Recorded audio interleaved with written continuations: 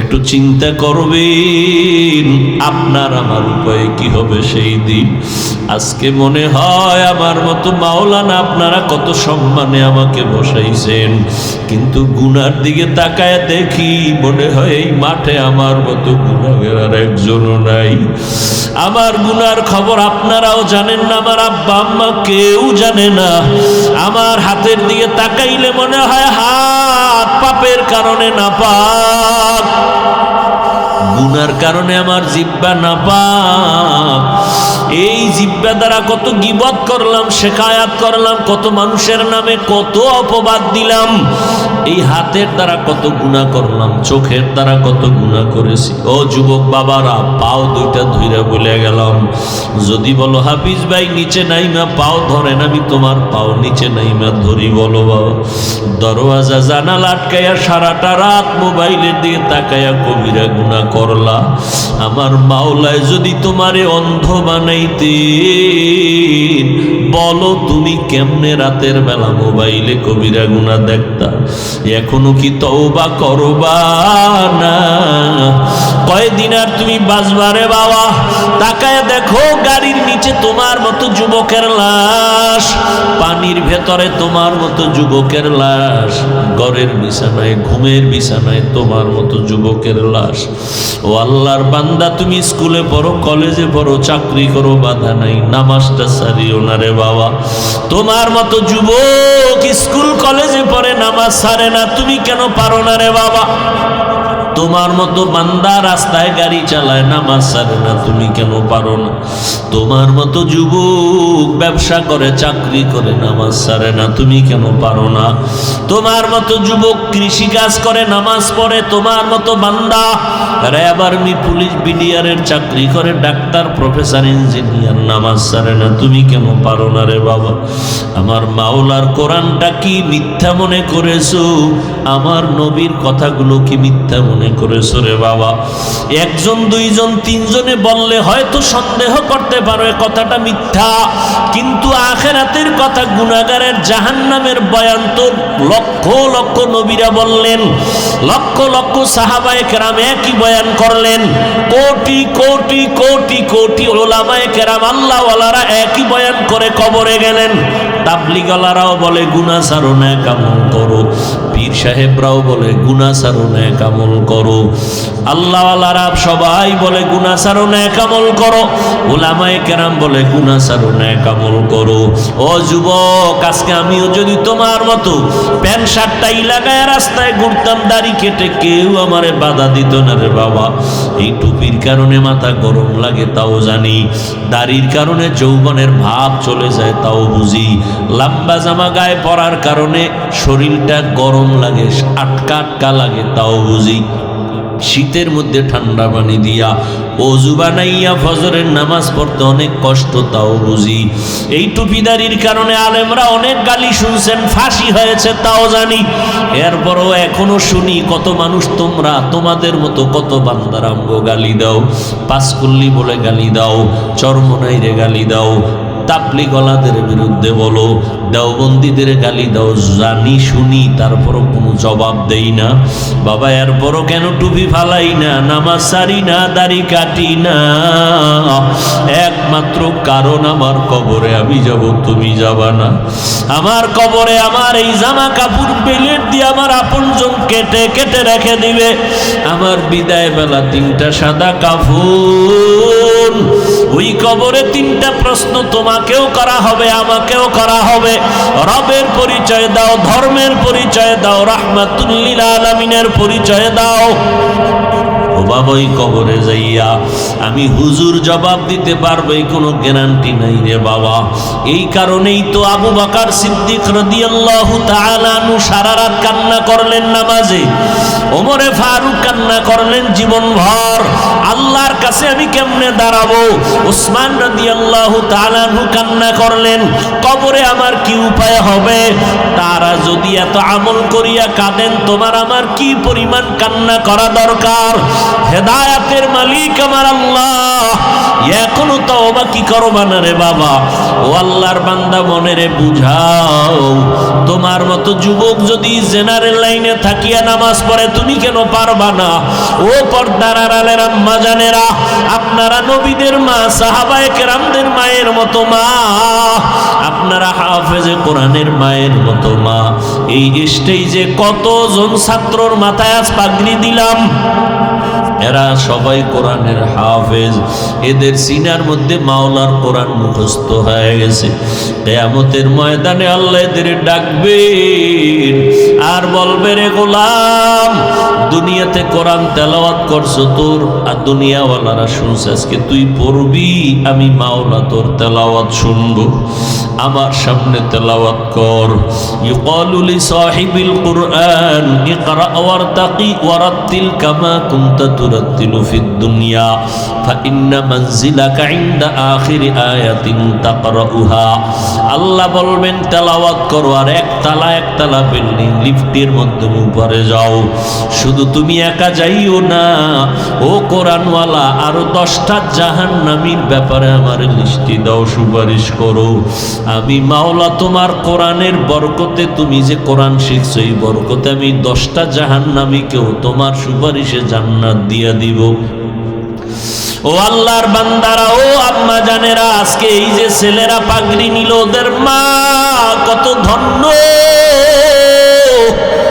ওদের বাবাদের কপাল কত ধন্য। আপনার সন্তানটারে কেন কোরআন শিখাইতে পারলেন না? ডাক্তার বানাবেন আলহামদুলিল্লাহ, তবে কোরআন শিখাইয়া নবীর আদর্শের ডাক্তার বানাইয়া যাইয়েন। আপনার মতো মা নামাজ পড়ে স্বামীর মাল হেফাজত করে, আপনি কেন পারবেন না রে মা? কয়দিন আর দুনিয়ায় বাঁচবেন, একদিন দুনিয়া থেকে বিদায় হবেন। আজকে নতুন শাড়ি পরিয়া স্বামীর ঘরে আসছেন, কত আনন্দ। এমন একটা দিন আসবে সাদা কাফনের প্যাকেট হয়ে কবরে যাবেন। বাচ্চাগুলো আম্মু আম্মু বলে ডাকবে, আপনার জবানে কোনো আওয়াজ হবে না। ও বৃদ্ধ বাবাজিরা, কয়দিন আর দুনিয়ায় বাঁচবেন? আপনার মতো কত বুড়া মানুষ লাঠি দিয়া মসজিদে গিয়া কষ্ট করে করে নামাজ পড়ে সারেন, আপনি কেন পারবেন না? আল্লাহর কাছে তওবা করে নেন। জীবনে তো গুনাহ কম করি নাই, নামাজ কম সারি নাই, বেপরদায় কম চলি নাই, নবীর তরিকা কম জবাই করি নাই। আজকে থেকে আর নবীর তরিকা সারবা না, দাড়ি কাটবা না, বেপরদায় চলবা না, মা বাবার দোয়া নিয়ে চলবা, ওলামায়ে কেরামের পরামর্শ নিয়ে চলবা, নবীর সুন্নাত অনুযায়ী চলবা। এমন নিয়ত যদি কার অন্তরে থাকে তওবা করার জন্য, মুনাফিকি যদি অন্তরে না থাকে, অন্তর তৈরি হয়ে আছে তওবার নিয়তে, আমি বলবো ভাইজানেরা, আমার মাওলার মোহাব্বতে তওবার নিয়ত যদি থাকে, দুটো হাত আমার আল্লাহকে দেখায় দেন।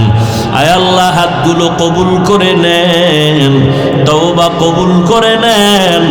আয় আল্লাহ, মরণ পর্যন্ত নবীজির আদর্শ নিয়ে চলার তৌফিক দান করেন। মা বাবার দোয়া নিয়া, ওলামায়ে কেরামের পরামর্শ নিয়ে আদবের সাথে চলার তৌফিক দান করেন, আমিন। আল্লাহ এক। আল্লাহর বান্দা বড় গরিব মানুষ, অসহায় মানুষের কাজ করে দিন আনে দিন খায়। কাজ করলে ঘরের চুলায় আগুন জ্বলে, কাজ না করলে ঘরের চুলায় আগুন জ্বলে না।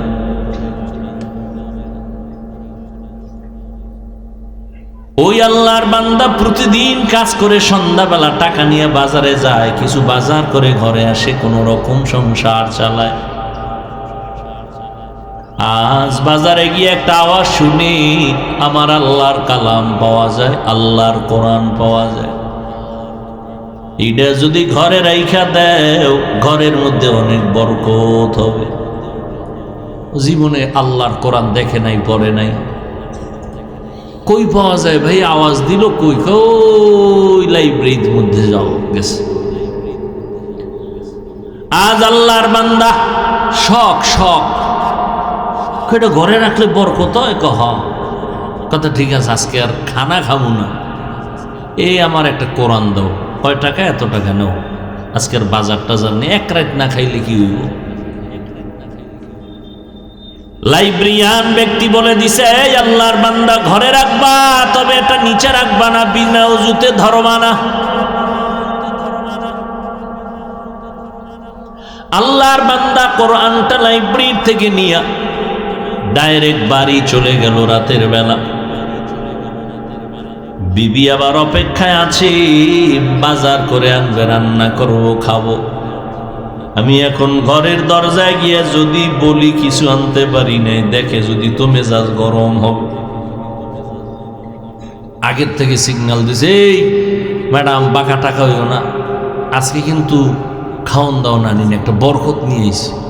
মহিলারা তো বরকতের আরো পাগল। কি বরকত? বলে আল্লাহর কালাম।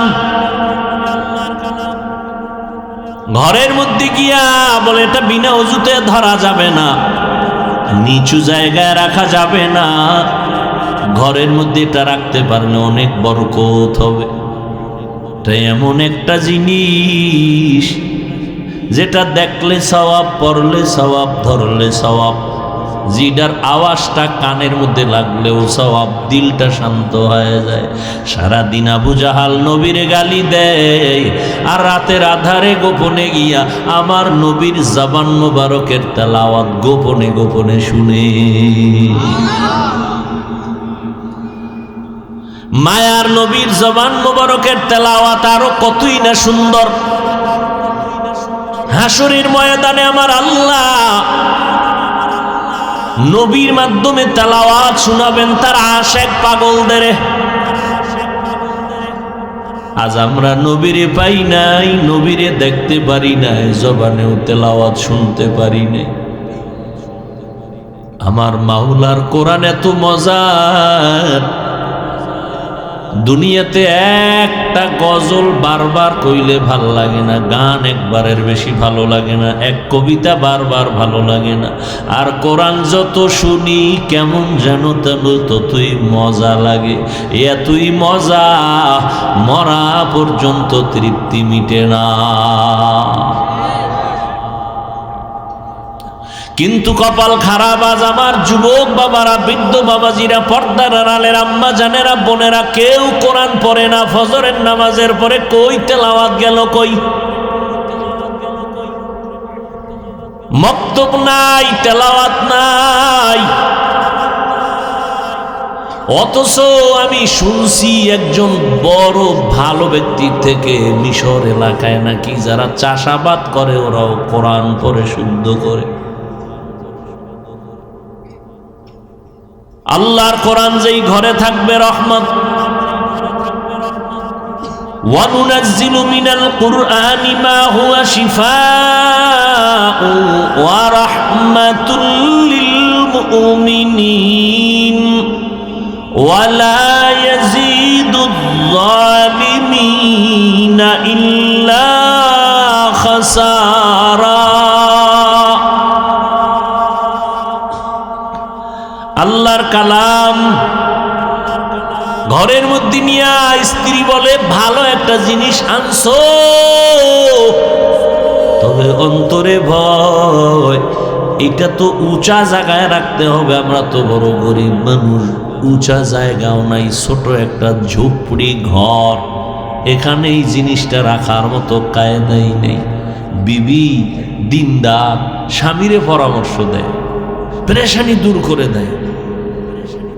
আর আমগো আম্মা জানেরা পেরেশানি খেলি বাড়ায়, হুদা জায়গায় একটা টেলিফোন করে একটা পেরেশানি দিয়ে রাখবে। আল্লাহর বান্দি বলে, দরকার নাই, বেয়াদবির থেকে বেঁচে থাকি, কাল সকালবেলা না হয় এখন পারলে ফিরায় দাও, এখন পারবো না, কালকে দিতে হবে। কয় এটা ফেরত দিয়ে সঙ্গ করে রাখা যাবে না, রাখার জায়গা নেই, তাই হুদা এটা নিয়ে একটা বটদোয়ার তলে ফরুম, এটা দিও।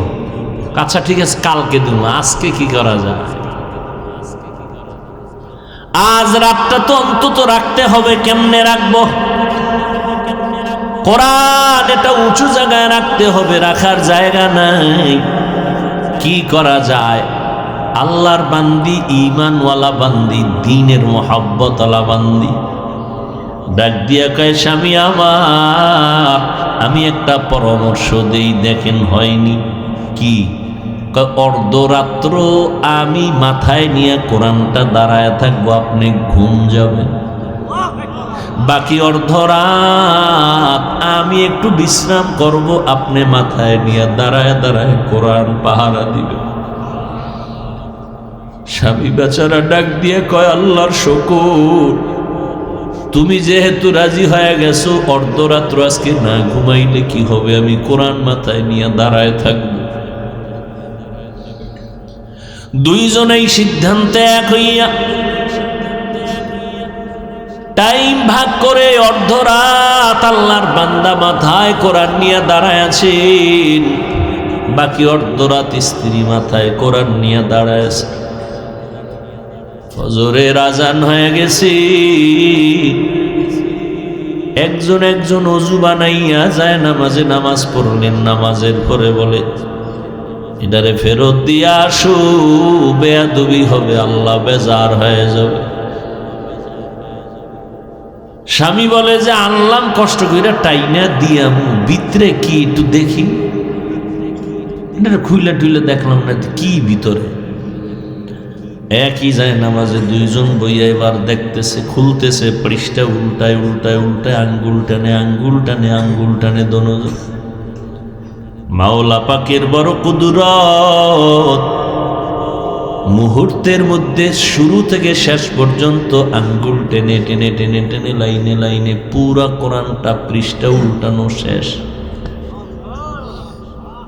এই মিয়া, আমরা এক খতম দিতে বেউস হয়ে যাওয়া লাগে। কোরআন এক খতম দিতে কত সময়। সাহাবায়ে কেরাম 3 দিনে এক খতম করেছেন। তামিমে দারি রাদিয়াল্লাহু আনহু প্রতি রাত 300 রাকাত নফল নামাজ পড়েছেন, ফরজের বাহিরে 300 রাকাত। সুবহানাল্লাহ তো কইছেন, বাসায় একটু হিসাব করেন যে এটা কেমনে সম্ভব। সুবহানাল্লাহ তো বলছেন, হিসাব করেন বাসায় বইয়া শুইয়া শুইয়া 300 রাকাত, কেমনে সম্ভব? আল্লাহ কয়, আমি আল্লাহর কুদরতের দ্বারা সম্ভব। সময়ের মধ্যে আমি বরকত দেই। সময়ের বরকত এটা ধরা যায় না, বুঝার জিনিস, অনুভব করার জিনিস।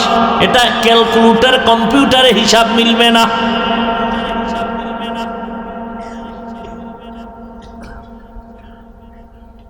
দোনোজন আল্লাহর কোরআন আঙ্গুল দিয়ে টানলেন। এইবার বলে, ও বিবি কিছু বুঝছো নি? তুমি শুনবানি।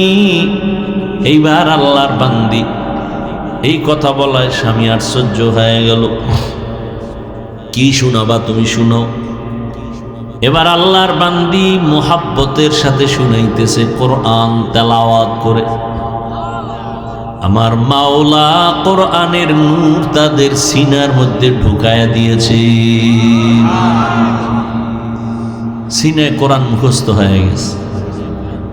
দুইজনে কোরআন মুখস্থ করে ফেলছেন। এটা মাওলা পাকের কুদরত। এটা বান্দার বিবেকের বাইরের কাজ।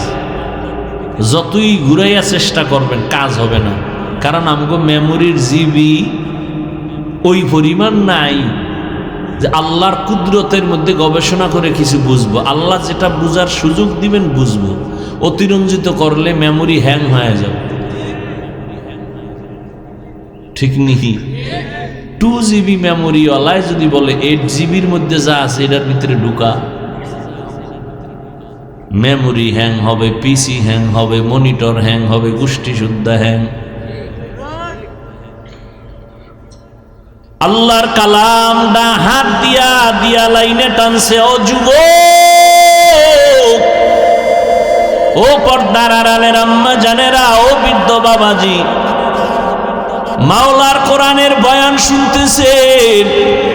শুনতে শুনতে শুনতে শুনতে বয়স বুড়া হয়ে গেলেন, দাড়ি পেকে গেল, মরণের ভাব। রমাজানুল মোবারকে তারাবির নামাজ পড়েন, খতম পড়েন, কোরআন শুনেন। কপাল বড় খারাপ, একটা দিনও খুইলা দেখলেন না মাওলার কোরআনের ভেতরে কি। কপাল বড় খারাপ। সেই ছোটবেলার থেকে কোরআন কোরআন শুনতেছেন, বয়ান শুনতেছেন, কোরআন তেলাওয়াত একটা দিন দেখলেন না যে দেহি তো ভিতরে কি আছে। এত সুন্দর কিতাব যেটা এত বরকত, এত সওয়াব, দেখলে সওয়াব, শুনলে সওয়াব, পড়লে সওয়াব, ধরলে সওয়াব। একদল আল্লাহর বান্দা টুপিওয়ালারা বলে কোরআনের অর্থ না জেনে পড়লে লাভ নাই, এরা ধোঁকাবাজ, এরা বাতিল।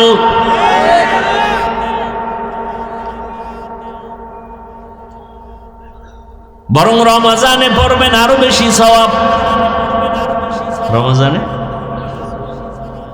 আল্লাহর সেই পবিত্র কালাম মহাগ্রন্থ আল কুরআন, কি মহিমা এ মাসেই হয়েছে তার আগমন। আল্লাহর সেই পবিত্র কালাম মহাগ্রন্থ আল কুরআন, কি মহিমা এ মাসেই হয়েছে তার আগমন। এক নেকে শতুর রহমান, দেন ফরজ দেন নফল ফরজ সমান। রহমত বরকত নাজাতের মাস, জ্বালাও আমলের বাতি। ভুলবো না ভুলা যায় নাকি মাহে রমজানের স্মৃতি। ভুলবো না ভুলা যায় নাকি মাহে রমজানের স্মৃতি। এ মাসের কত ফজিলত জানো কি মুসলিম জাতি। ভুলবো না ভুলা যায় নাকি মাহে রমজানের স্মৃতি। ভুলবো না ভুলা যায় নাকি মাহে রমজানের স্মৃতি। ঘুম আসতেছে আপনার? এরে যুবক আল্লাহর গোলাম, জীবনে সব কামাই করলি, মাওলার কাছে কি নিয়ে যাবি? আল্লাহ যদি জিগায় তোর সব মাপ, তুই জীবনে যত আকাম করছো সব মাপ, খালি একটা ভালো কাজের কথা ক, যেটার ধৈরেই আমি তোর জান্নাত দেব। একটা আছে? কি মাস্তান হয়ে বয়ে দিস, হুজুর মুজুর এটি কোনো পছন্দই হয় না। একটা আমল যদি আল্লাহ জিজ্ঞেস করে বান্দা বল, একটা আমল দেখা। হাদিসে পাকে নবী বলেন কিচ্ছু নাই, বান্দার আল্লাহ দেখবে, দেখ বান্দার নামটা নবীদের সাথে মিল আছে। যদি দেখে নামটা আব্দুর রহমান, নামটা হলো আব্দুল করিম, নামটা হলো রহিমা খাতুন, আয়েশা খাতুন, খাদিজা খাতুন, নামটা সুন্দর, নবীদের সাথে কোরআনের সাথে মিল, রাসূলের সহি হাদিস, আল্লাহ শেষবারে বলবে এই নামের বরকতে যাও, আমি তোমারে জান্নাত দিয়া দিলাম। নাম রাখছে সেন্টু, হৃদয়, বৃষ্টি, নদী, সাগর, সবুজ, গম্বুজ, কি সারা দুনিয়ার বেঈমানের বাড়ি ঘুরো, আব্দুর রহমান নামের একটা ছেলে পাবেন, পাবেন। সারা দুনিয়ার বিধর্মীদের বাড়ি বাড়ি ঘুরো, রহিমা নামে একটা মেয়ে পাবা। আসতে কেন পাবেন? কপাল এত খারাপ কেন আমাদের? আমরা এতটা ছোট মনের মানুষ কেন যে আমগো ঘরে ঘরে ঘরে ঘরে বেঈমানের পাতানো নাম। ঘরে ঘরে বেঈমানের নাম। একজনের নাম রাখছে বিপদ, সন্তানের নাম বিপদ, ডাক দিছে বিপদ। পিছনে একজন তাকায়, ভাই কি বিপদ? কেন? আমার সন্তানের নাম বিপদ। আমার তো ভাই মহা বিপদ শুরু হয়ে গেছে। আহা, قال النبي صلى الله عليه وآله وسلم من ولد له ولد فليحسن اسمه وأدبه فإذا بلغ فليزوجه فإن بلغ ولم يزوج فأصاب اسما فإنما اسمه على أبيه। এই মা বাবা, সন্তান দুনিয়াতে আসার পরে তোমার দায়িত্ব সন্তানের ডান কানে আযান দাও, বাম কানে ইকামত দাও। 7 দিনের দিন চুল ফালাও, সুন্দর একটা নাম রাখো, আকিকা করায়া দাও। এরপরে আল্লাহর দ্বীনের শিক্ষা দিয়া সন্তানটারে আদর্শ ডাক্তার বানাও, আদর্শ ইঞ্জিনিয়ার বানাও, আদর্শ প্রফেসর বানাও, আদর্শ একজন গবেষক বানায়া দাও। বেয়াদব বানাইও না, নবীর আদর্শ দিয়াই বান্দাটারে তুমি ডাক্তার বানায়া দাও। আর তাসলিমার মতো যদি ডাক্তার হয়, জুতার বাড়ি ছাড়া উপায় নাই। আদর্শের ডাক্তার বানাও। কই আদর্শ পাবো কই? বলে পৃথিবীর মধ্যে শ্রেষ্ঠ আদর্শ হলো রাহমাতুল লিল আলামিনের আদর্শ। আমার নবীর আদর্শ কেমন? নবী মাত্র 13 বছরের ব্যবধানে মক্কার খারাপ চরিত্রহীন মানুষগুলোকে দামি মানুষ বানায় ফেললেন। নবী একটা বেতের বাড়িও দিলেন না, বললেন না কেমন মায়ার নবী আমার। নবী একটা গালিও দিলেন না, হাজার হাজার হাজার গালি আসছে, নবী একটা গালির জবাবও দিলেন না। আরো আশ্চর্য খবর, আমার নবী কখনো জীবনে চক্ষু গরম করে কারো দিকে তাকান নাই। কি যুবকেরা, সুবহানাল্লাহ না? ওগো নবীর উম্মতেরা, হয়ে আজি দিশাহারা, কোরআন হাদিসের চলো যখন যাহা চায় মনে, নবী বিনে কে তরাবে পুলসিরাত মিজানে, নবী বিনে কে তরাবে পুলসিরাত মিজানে। চলো চলো চলো মুমিন চলো নবীর সন্ধানে, নবী বিনে কে তরাবে পুলসিরাত মিজানে, নবী বিনে কে তরাবে পুলসিরাত মিজানে। খারাপ লাগেনি? এই গান গাইলে আমি পারি না গাইতে। এই বিছনায় প্রস্রাব করি, বুঝো কত ছোড়ো। সেই সময় থেকে গজল গাই, তাও এখন তো গজল নেই, এখন গান শুরু হয়ে গেছে। কিতা হ্যাঁ, মরণার মারো কাকা লড়ে গা, আর রাও ডিস্টার্ব করো। ভাইরা আমার,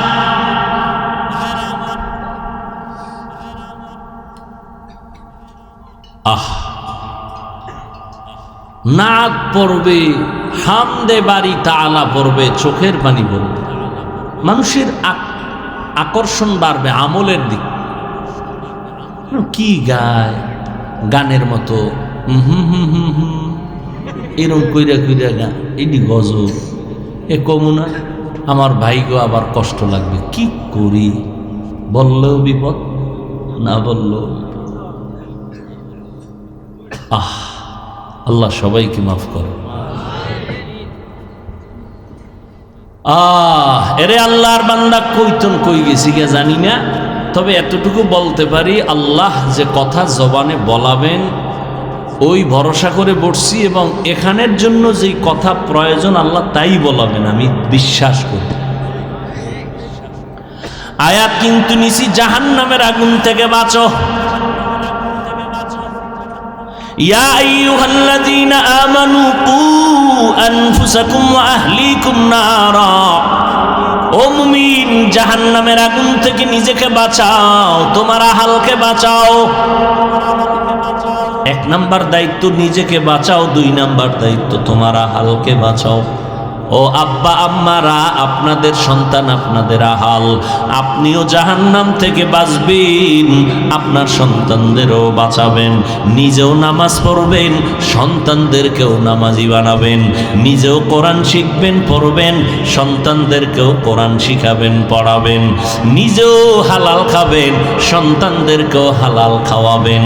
খবরদার, নিজেও সুদ খাবেন না, নিষ্পাপ সন্তানগুলোকে সুদের টাকা খাওয়াই পবিত্র রক্তটারে নাপাক বানাবেন না। কত বড় কুলাঙ্গা, নিজে হারাম খায়, যাই না শুই না খাক, মরার পরে ভিডাভিডি যাওয়া হবে, কিন্তু তোমার ঘরের মা, তোমার ঘরের বাচ্চাটার কি দোষ? ও রক্ত তো পবিত্র, ওকে কেন হারাম টাকা খাওয়ায় রক্ত নষ্ট করলা? নিজেকে জাহান্নাম থেকে বাঁচাও, তোমার আহালকে বাঁচাও। ও স্বামী, নিজেকে জাহান্নাম থেকে আগে বাঁচাও, তোমার আহাল, তোমার স্ত্রীকে জাহান্নাম থেকে বাঁচাও। নিজেও টেলিভিশন দেখবা না, স্ত্রীকেও দেখার থেকে ফিরানোর চেষ্টা করো। নিজেও নামাজ পড়েন, স্ত্রীটাকেও নামাজি বানাবেন, কারণ গাছ ভালো হবে, সফল ভালো হবে। আম্মা জানের আদর্শ যদি ভালো হয়, সন্তান ভালো হবে। এই দুনিয়াতে যত ভালো ভালো সন্তান আছে, সব হলো মা বাবার অবদান, মায়ের আদর্শের কারণে। মায়ের আদর্শ ভালো তো সন্তান ভালো। যেই গাবি ভালো, ওই গাবির দুধ বেশি হয়। আপনারা গাবি কিনতে যান দুধ পান করার জন্য, আগে জিগায় মায়ের দুধ কয় কেজি হইতো, কয় 20। তাহলে বাচ্চাটার অন্তত 15 কেজি হতে পারে, ঠিক নেই? একটা গাবি কিনতে গিয়া মায়ের খবর নিলেন, একটা বিবাহের পাত্র দেখতে গিয়া পাত্রীর কাছে জিগাইলেন না এর মা পর্দা করেনি, এর মা কোরআন পড়তে জানেনি। কারণ মা যদি কোরআন পড়নেওয়ালা হয়, পর্দা করে, মেয়েটাও পর্দা করার মধ্যে আসতে পারে, ফায়দা হবে, কোরআন পড়লে লাভ হবে। ঘরের মধ্যে আম্মা যান কোরআন পড়বে, রহমতের ফেরেশতা ঘরটা পাহারা দিবে। জাহান্নামের আগুন থেকে নিজেকে বাঁচান, আহালকেও বাঁচান। কেন? বলে ওয়াকুদুহান নাসু ওয়াল হিজারা, জাহান্নামের আগুনের ইন্ধন হবে মানুষ আর পাথর। দুনিয়ার আগুন আগুন, জাহান্নামের আগুনটাও আগুন। দুনিয়ার আগুনের দ্বারা মানুষের উপকার হয়, মাঝে মাঝে ক্ষতিও হয়, কিন্তু জাহান্নামের আগুন সবসময় ক্ষতি আর ক্ষতি আর ক্ষতি। দুনিয়ার আগুন নরম, জাহান্নামের আগুন বড় হাত। দুনিয়ার আগুন হাতে লাগলে হাত জ্বলে, পাও জ্বলবে না। জাহান্নামের আগুন যে কোনো জায়গায় শরীরে লাগবে, কলিজাটা পর্যন্ত ভুনা হয়ে যাবে। দুনিয়ার আগুন জ্বালাইতে নরম জিনিস লাগে, খের কুটা কেরোসিন। জাহান্নামের আগুন এত ভয়ঙ্কর, আল্লাহ বলেন এই জাহান্নামের আগুন প্রজ্বলিত করতে আমি প্রথম শক্ত জিনিস ব্যবহার করব। আর ওই শক্ত কি ব্যবহার করব জানুনি মানুষ? আমি জাহান্নামের আগুন জ্বালাইতেই ব্যবহার করব মানুষ আর পাথর। কোন মানুষ বলা হয় যায় না, কোন মানুষ দিয়া জাহান্নাম বানাবেন বলা যায় না। রাসূলের সাহাবী আবু হুরায়রা রাদিয়াল্লাহু তাআলা আনহু, একজন মুহাব্বতের সাহাবী বলেন, ও ভাই আবু হুরায়রা, আপনি নবীর সোহবতে বেশি সময় কাটাইছেন, নবীজির এমন একটা হাদিস আমাকে আপনি শুনাইবেননি?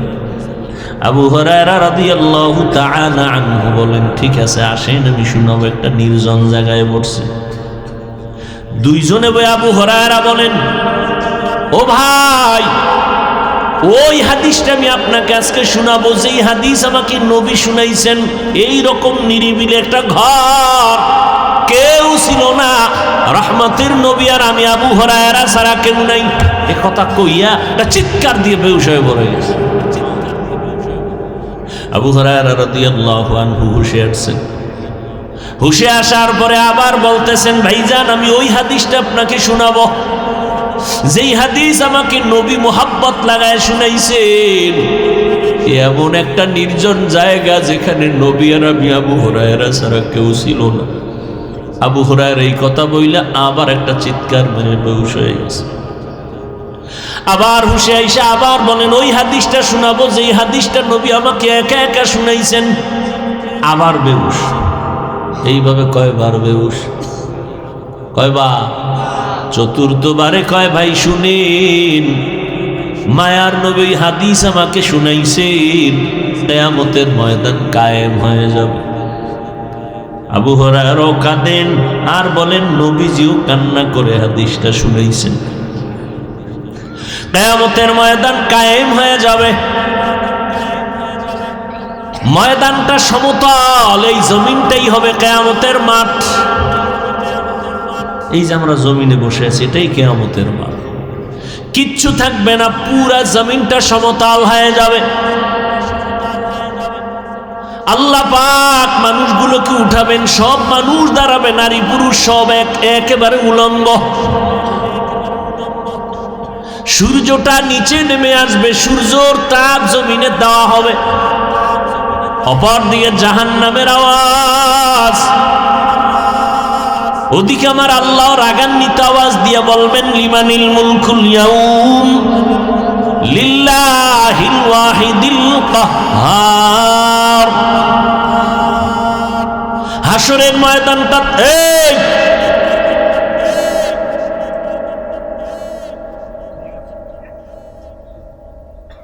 কি ওয়াজ করমু?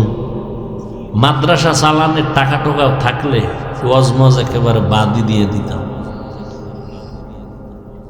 আপনারা কি এখানে খাইতে আইছেন? আচ্ছা, বাদাম খাইলে কি পেট ভরবে? কি শুরু হইল? ওয়াজের প্যান্ডেলে বেচা কেনা কেন? কিছু আল্লাহর বান্দা আছে এতটা মূর্খ, এতটা দুর্বল অন্তর ইমান, ওয়াজে একটা বেলুন কিনতে কিনতে বাড়ি যায়, বেলুন কেলে মাছের ছবি কিনে। এখানে হইতেছে জান্নাতের বাগান সওয়াব, আর ওদিকে মার্কেটে হইতেছে ডাইরেক্ট স্পষ্ট তাজা কবিরা গুনাহ, নারী পুরুষ সমানে করতেছে। কি এক ওয়াজ! আহা, এই জন্য ওয়াজ বাড়ছে কিন্তু ফলাফল জিরো। মসজিদ সুন্দর, মুসল্লিদের অন্তর সুন্দর না।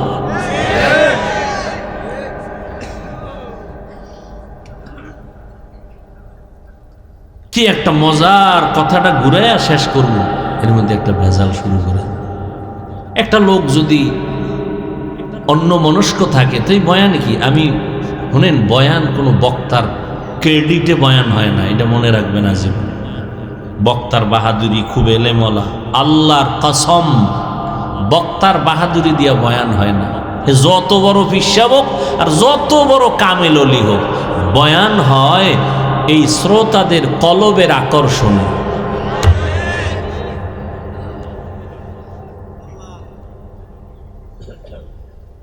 আমি 12টার মধ্যে চাইছি মোনাজাতটা দিয়ে যাব।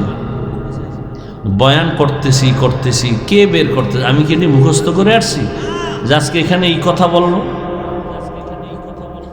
এই আয়াত দিয়ে তো আরো 13 জায়গায় বয়ান করছি, কিন্তু আজকের আয়াতের মাথা হাতে যে কথাগুলো আসছে এই কথা তো কোনো বয়ানে আসেনি। এই একই আয়াতের বয়ান আরো 13 জায়গায় ইউটিউবে আছে, দেখেন। একই আয়াতের বয়ান করছি, এক এক জায়গায় এক এক রকম বয়ান। বক্তার বাহাদুরিতে না, ময়দানের শ্রোতাদের কলবের আকর্ষণে বয়ান হয়। অনেক জায়গায় কয় না বয়ানটা অন্য জায়গায় কেমন সুন্দর করে, আমাদের জায়গায় ভালো হইল না। আপনাদের দিলের অবস্থা ভালো ছিল না। এই যে এত আশিক রসুল, ফজর পরে নাই, জহুর পরে নাই, আসর পরে নাই, মাগরিব পরে নাই, এশাও পরে নাই, পরে যে ফজর পড়বে কিনা আল্লাহ ভালো জানে। কি ইমানদার বইয়ের আছে, নামাজ না পড়লে কি ইমান তাজা আছে?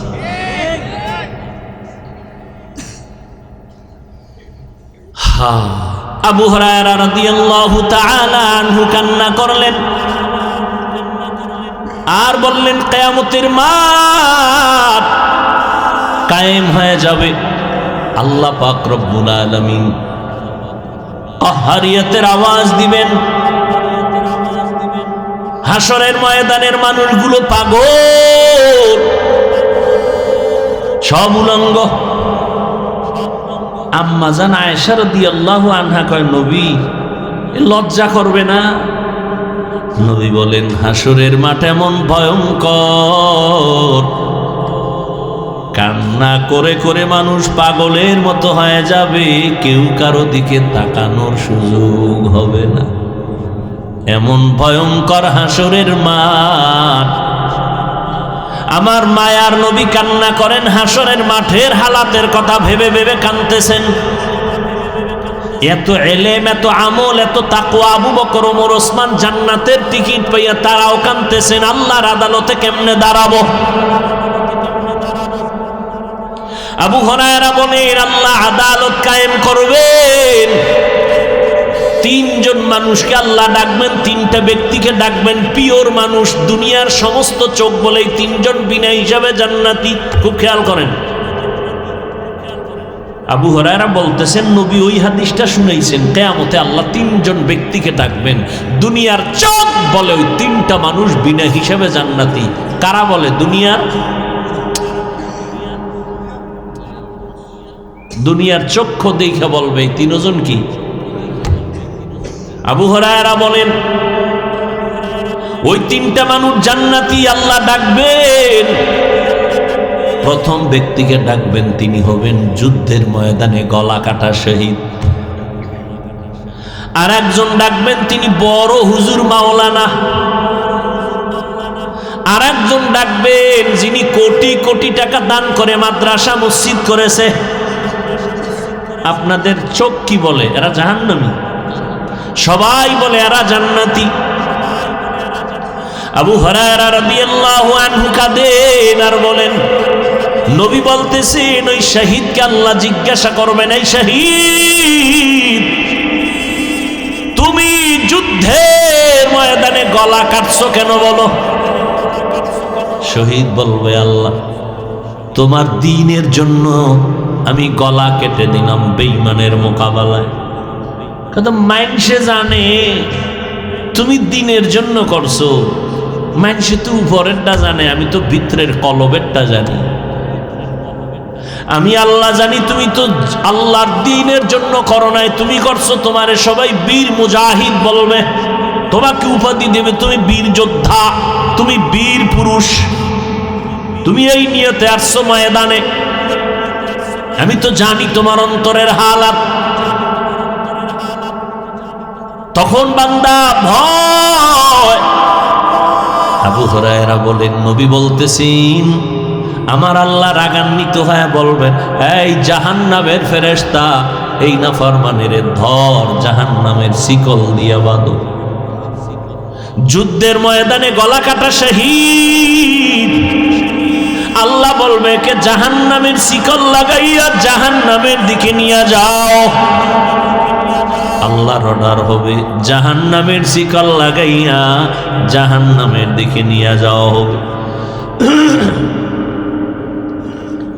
এরপরে আল্লাহ ডাকবেন, এই মাওলানা সাহেব দাঁড়াও, আমি আল্লাহ তোমাকে ব্রেন দিয়েছি, তুমি অনেক কোরআন হাদিসের জ্ঞান অর্জন করে কি করেছো বলো? বলবে, আল্লাহ আমি তোমার দ্বীনের দাওয়াত দিয়েছি, কোরআন হাদিস শিখা মানুষের বয়ান করেছি। কেন কেন? তোমার সন্তুষ্টির জন্য। কয়, না না, মানুষ জানে তুমি আমার জন্য কাজ করছো, আর আমি আল্লাহ জানি তুমি নিজেকে মাওলানা বানানোর জন্য টুপি লাগাইছো, মানুষের বাহা বাহা পাওয়ার জন্য তুমি এই বেশ ধরেছো, মানুষের ধন্যবাদ পাওয়ার জন্য তুমি এগুলো করছো। আমি আল্লাহ জানি তোমার অন্তরের হালাত, তোমারে মাঝে মাঝে মুক্তি সাপ না বললে কষ্ট পাইতা, মাওলানা না বললে কষ্ট পাইতা। এগুলো তো দুনিয়ার জন্য, তুমি দুনিয়া কামাই করার জন্য এলেম শিখছো দুনিয়ায় পেয়ে গেছো, আমার কাছে কিছু নাই। আল্লাহ বলবে জাহান্নামের ফেরেশতা এই মাওলানাকে ধইরা জাহান্নামের শিকল লাগাও, জাহান্নামের দিকে নিয়ে যাও। সর্বশেষ আল্লাহ পাক দানবীর টাকাওয়ালাকে ডাকবেন, ও দানবীর টাকাওয়ালা, আমি আল্লাহ তোমাকে গরিবী হালাতের থেকে তোমারে ধনী বানাইছি, বলো টাকা পয়সা কি করেছো? দানবীর বলবেন, হে মালিক, তোমার দিন জিন্দার জন্য মাদ্রাসা বানাইছি, মসজিদ বানায় দিছি। আল্লাহকে এটা মানুষ জানে, কিন্তু আমি তোমার অন্তরের খবর জানি। তুমি মানুষের ধন্যবাদ পাওয়ার জন্য দান করেছো। তোমার নামটা বড় কইরা না বললে মনে কষ্ট পাইতা, কেউ জানে না, আমি জানি। তোমার নামে আলহাজ না লেখলে কষ্ট পাইতা, কেউ জানে না, আমি জানি। তোমারে যদি একটু সম্মানের চেয়ার না দিত তুমি কষ্ট পাইতা, আমি জানি। তাহলে তুমি টাকা পয়সা ব্যয় করছো মানুষের ধন্যবাদ পাওয়ার জন্য, সেটা দুনিয়ায় পেয়ে গেছো। আজ আমি মাওলার আদালতে তোমার কিছুই নাই। আল্লাহ বলবে জাহান্নামের ফেরেশতারা একে ধর, জাহান্নামের শিকল লাগাই একে জাহান্নামের দিকে নিয়ে যাও। ও আল্লাহর বান্দারা, আমি যে কথাটা বুঝাবার জন্য ঘটনাটা টানলাম, আবু হুরায়রা কান্না করে শুনাইছেন। ও আল্লাহর বান্দা, গলা কাটা শহীদের যদি এমন অবস্থা হয়, একজন দ্বীনের দায়ী মাওলানা সাহেবের যদি কিয়ামতের ময়দানে এমন হালাত হয়, একজন মসজিদ মাদ্রাসা দ্বীনের পথে দান করবেওয়ালার যদি এমন অবস্থা হয়, একটু চিন্তা করবেন আপনার আমার উপায়ে কি হবে সেই দিন। আজকে মনে হয় আমার মতো মাওলানা আপনারা কত সম্মানে আমাকে বসাইছেন, কিন্তু গুনার দিকে তাকায় দেখি মনে হয় এই মাঠে আমার মতো গুনাহগার আর একজনও নাই। আমার গুনার খবর আপনারাও জানেন না, আমার আব্বা আম্মা কেউ জানে না। আমার হাতের দিকে তাকাইলে মনে হয় হাত পাপের কারণে নাপাক, গুনার কারণে আমার জিহ্বা নাপাক। এই জিহ্বা দ্বারা কত গীবত করলাম, শেকায়াত করলাম, কত মানুষের নামে কত অপবাদ দিলাম। এই হাতের দ্বারা কত গুনাহ করলাম, চোখের দ্বারা কত গুনাহ করেছি। ও যুবক বাবারা, পাও দুইটা ধইরা বলে গেলাম, যদি বলো হাফিজ ভাই নিচে নাইমা পাও ধরেন, আমি তোমার পাও নিচে নাইমা ধরি। বলো বাবা, দরওয়াজা জানালা আটকাইয়া সারাটা রাত মোবাইলের দিকে তাকাইয়া কবিরা গুনাহ করলা। আমার মাওলায় যদি তোমারে অন্ধ বানাইতেন, বলো তুমি কেমনে রাতের বেলা মোবাইলে কবিরা গুনাহ দেখতা? এখনো কি তওবা করবা না? কয়দিন আর তুমি বাঁচবারে বাবা? তাকায় দেখো গাড়ির নিচে তোমার মতো যুবকের লাশ, পানির ভেতরে তোমার মতো যুবকের লাশ, ঘরের বিছানায় ঘুমের বিছানায় তোমার মতো যুবকের লাশ। ও আল্লাহর বান্দা, তুমি স্কুলে পড়ো, কলেজে পড়ো, চাকরি করো, বাধা নাই, নামাজটা ছাড়িও না রে বাবা। তোমার মতো যুবক স্কুল কলেজে পড়ে, নামাজ ছাড়ে না, তুমি কেন পারো না রে বাবা? তোমার মতো বান্দা রাস্তায় গাড়ি চালায়, নামাজ ছাড়ে না, তুমি কেন পারো না? তোমার মতো যুবক ব্যবসা করে, চাকরি করে, নামাজ ছাড়ে না, তুমি কেন পারো না? তোমার মতো যুবক কৃষি কাজ করে, নামাজ পড়ে, তোমার মতো বান্দা র্যাব আর্মি পুলিশ বিডিআরের চাকরি করে, ডাক্তার প্রফেসর ইঞ্জিনিয়ার, নামাজ ছাড়ে না, তুমি কেন পারো না রে বাবা? আমার মাওলার কোরআনটা কি মিথ্যা মনে করেছো? আমার নবীর কথাগুলো কি মিথ্যা মনে করেছো রে বাবা? একজন দুইজন তিনজনে বললে হয়তো সন্দেহ করতে পারো এ কথাটা মিথ্যা, কিন্তু আখিরাতের কথা, গুনাহগারের জাহান্নামের বয়ান তো লক্ষ লক্ষ নবীরা বললেন, লক্ষ লক্ষ সাহাবায়ে কেরাম একই বয়ান করলেন, কোটি কোটি কোটি কোটি উলামায়ে কেরাম আল্লাহওয়ালারা একই বয়ান করে কবরে গেলেন। তাবলীগওয়ালারাও বলে গুনাহ ছাড়ো না, কামল করো। পীর সাহেব সাহেবরাও বলে গুনাহ ছাড়ো নেক আমল করো, আল্লাহওয়ালারা সবাই বলে গুনাহ ছাড়ো নেক আমল করো, উলামায়ে কেরাম বলে গুনাহ ছাড়ো নেক আমল করো। ও যুবক, আজকে আমিও যদি তোমার মতো প্যান্ট শার্টটাই লাগায় রাস্তায় ঘুরতাম দাড়ি কেটে, কেউ আমারে বাধা দিত না রে বাবা। এই টুপির কারণে মাথা গরম লাগে তাও জানি, দাড়ির কারণে যৌবনের ভাব চলে যায় তাও বুঝি, লম্বা জামা গায়ে পরার কারণে শরীরটা গরম লাগে, আটকা আটকা লাগে তাও বুঝি, শীতের মধ্যে ঠান্ডা পানি দিয়া অজু বানাইয়া ফজরের নামাজ পড়তে অনেক কষ্ট তাও বুঝি।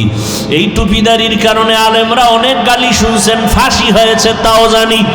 এরপরও এখনো শুনি কত মানুষ তোমরা তোমাদের মতো কত বান্দারাঙ্গ গালি দাও, পাঁচকুল্লি বলে গালি দাও, চরমনাইরে গালি দাও, তাবলিগওয়ালাদের বিরুদ্ধে বলো, দেওবন্দীদের গালি দাও, জানি শুনি, তারপরও কোনো জবাব দেই না। বাবা এরপরও কেন টুপি ফালাই না, নামাজ সারি না, দাড়ি কাটি না? একমাত্র কারণ আমার কবরে আমি যাব, তুমি যাবা না। আমার কবরে আমার এই জামা কাপড় বেলেট দিয়ে আমার আপনজন কেটে কেটে রেখে দিবে। আমার বিদায় বেলা 3টা সাদা কাফন, ওই কবরে 3টা প্রশ্ন তোমাকেও করা হবে, আমাকেও করা হবে। রবের পরিচয় দাও, ধর্মের পরিচয় দাও, রাহমাতুল লিল আলামিনের পরিচয় দাও। ও বাবা, ওই কবরে যাইয়া আমি হুজুর জবাব দিতে পারবো এই কোনো গ্যারান্টি নাই রে বাবা। এই কারণেই তো আবু বকর সিদ্দিক রাদিয়াল্লাহু তাআলা আনহু সারা রাত কান্না করলেন নামাজে, ওমরে ফারুক কান্না করলেন জীবনভর, আল্লাহর কাছে আমি কেমনে দাঁড়াবো। উসমান রাদিয়াল্লাহু তাআলা আনহু কান্না করলেন, কবরে আমার কি উপায় হবে। তারা যদি এত আমল করিয়া কাঁদেন, তোমার আমার কি পরিমাণ কান্না করা দরকার। হেদায়াতের মালিক আমার আল্লাহ, এখনো তওবা কি করবা না রে বাবা। ও আল্লাহর বান্দা, মনে রে বুঝাও, তোমার মতো যুবক যদি জেনারেল লাইনে থাকিয়া নামাজ পড়ে, তুমি কেন পারবা না? ও পর্দার আড়ালের আম্মা জানেরা, আপনারা নবীদের মা, সাহাবায়ে কেরামদের মায়ের মতো মা, আপনারা হাফেজে কোরআনের মায়ের মতো মা। এই স্টেজে কতজন ছাত্রর মাথায় আজ পাগড়ি দিলাম, এরা সবাই কোরআনের হাফেজ, এদের সিনার মধ্যে মাওলার কোরআন মুখস্থ হয়ে গেছে। কিয়ামতের ময়দানে আল্লাহ এদের ডাকবেন আর বলবে, রে গোলাম, দুনিয়াতে কোরআন তেলাওয়াত করছো তোর আর দুনিয়াওয়ালারা শুনছে, আজকে তুই পড়বি, আমি মাওলা তোর তেলাওয়াত শুনবো, আমার সামনে তেলাওয়াত কর। ইউকালু লি সাহিবিল কুরআন ইকরা ওয়ারতাকি ওয়ারাত্তিল কামা কুনতা তুরাত্তিলু ফিদ দুনিয়া ফাইন্না মানজিলাকা ইনদা আখিরি আয়াতিন তাকরাউহা। আল্লাহ বলবেন তেলাওয়াত করো, আর একতলা বিল্ডিং লিফটের মধ্যে উপরে যাও। শুধু তুমি একা যাইও না, ও কোরআনওয়ালা, আরো 10টা জাহান্নামীর ব্যাপারে আমার লিস্টি দাও, সুপারিশ করো। আমি মাওলা তোমার কোরআনের বরকতে, তুমি যে কোরআন শিখছো এই বরকতে আমি 10টা জাহান্নামীকেও তোমার সুপারিশে জান্নাত দিয়া দিব। ও আল্লাহর বান্দারা, ও আম্মা জানেরা, আজকে এই যে ছেলেরা পাগড়ি নিল, ওদের মা কত ধন্য, ওদের বাবাদের কপাল কত ধন্য। আপনার সন্তানটারে কেন কোরআন শিখাইতে পারলেন না? ডাক্তার বানাবেন আলহামদুলিল্লাহ, তবে কোরআন শিখাইয়া নবীর আদর্শের ডাক্তার বানাইয়া যাইয়েন।